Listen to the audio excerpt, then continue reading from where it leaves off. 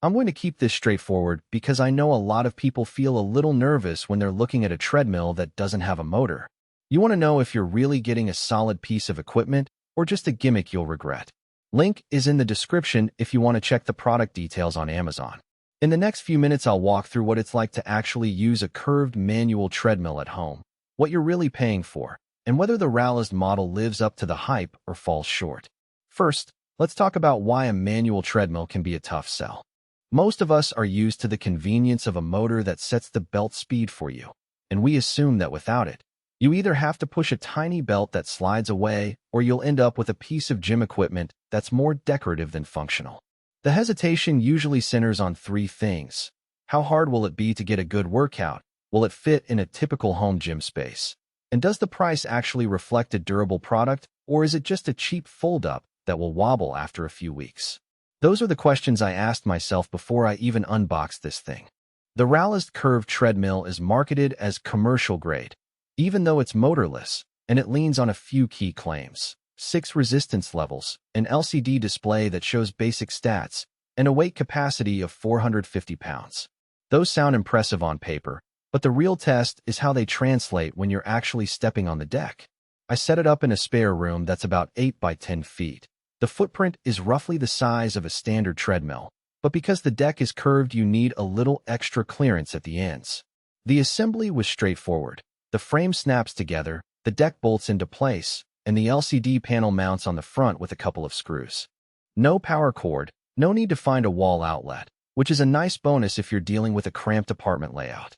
When you first start running, the curve does exactly what you'd expect. The more you lean forward, the faster the belt moves. That means you're in full control of the speed, which can be a huge advantage if you like interval training. I try to warm up at a gentle pace and felt the belt respond almost immediately to a small shift in my posture. It's a very different sensation compared to a motorized treadmill where you have to press buttons to change speed. The 6 resistance levels are built into the curvature of the deck. You can adjust the incline by moving the deck up or down a few notches, and that changes how much effort you need to keep the belt moving. In practice, the lower levels feel like a brisk walk on a flat surface, while the higher settings give you the feel of a steep hill sprint, even though the deck itself doesn't actually tilt. One of the practical strengths I noticed is how quickly you can transition between cardio and anaerobic work. Because the belt speed is controlled by your own effort, you can go from a slow jog to an explosive sprint in a single stride without waiting for a motor to ramp up. That makes it a solid option for HIIT sessions where you want to keep rest periods short and the intensity high.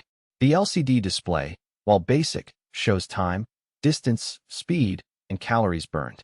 It pulls data directly from a sensor in the deck, so the numbers are fairly accurate for a manual device. It's not going to replace a heart rate monitor for precision training, but it gives you enough feedback to track progress over weeks. Now, let's talk about the drawbacks that matter once the novelty wears off. The biggest hidden trade-off is that you have to be comfortable with a self-propelled belt. If you're recovering from an injury or you're new to running, the learning curve can be steep. I found the first few minutes a bit awkward. My legs were doing more work than they would on a motorized treadmill, and that can lead to early fatigue if you're not used to it. Also, because the deck is curved, the foot strike changes compared to a flat belt, which some runners love for its natural feel, but others find it puts extra strain on the calves and Achilles. It's not a flaw in the product, just a characteristic that may not suit everyone. Space is another consideration. While the treadmill doesn't need a power outlet, the curved deck means you need a little more room to step on and off safely, especially if you're taller than 6 feet. The unit itself weighs around 200 pounds, so moving it once it's set up is a 2-person job. If you're thinking about storing it away after use, the folding mechanism is there, but you still need a clear path to get it into a closet or under a bed. For people with a dedicated workout room, that's